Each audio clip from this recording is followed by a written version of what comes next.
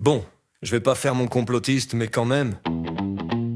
On nous a déjà prouvé qu'on sait jamais trop ce qu'ils foutent dans les vaccins ou les médocs. Jamais la liste complète, toujours des secrets. Et quand tu poses des questions, c'est direct la censure ou l'étiquette conspi.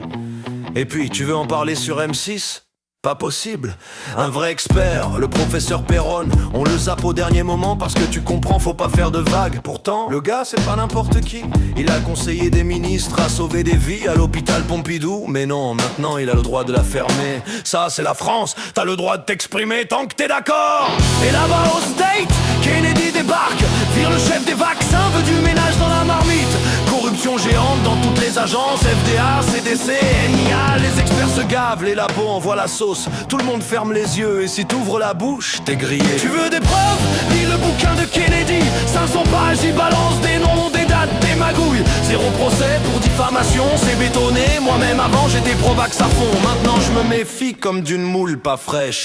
Faut dire, leurs études randomisées, c'est du bidouillage de haut niveau.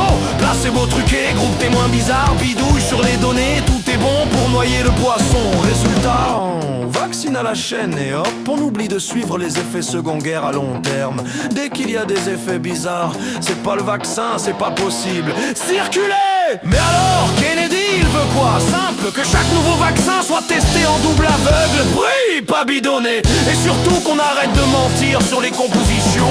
Même pour le Pfizer, ils ont changé la recette entre les essais et la vraie vie. Normal ça?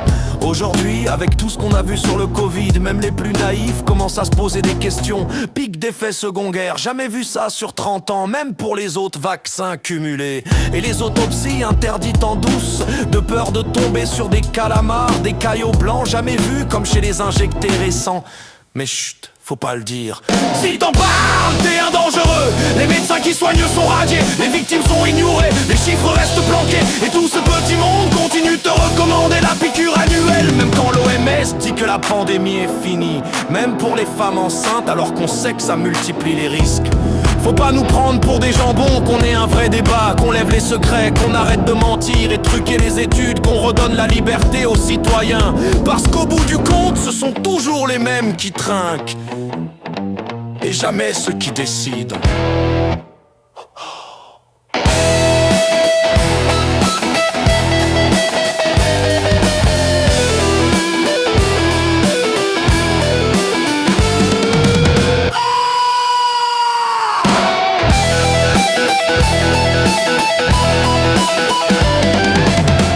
À la tienne, mais sans saloperie dedans, merci.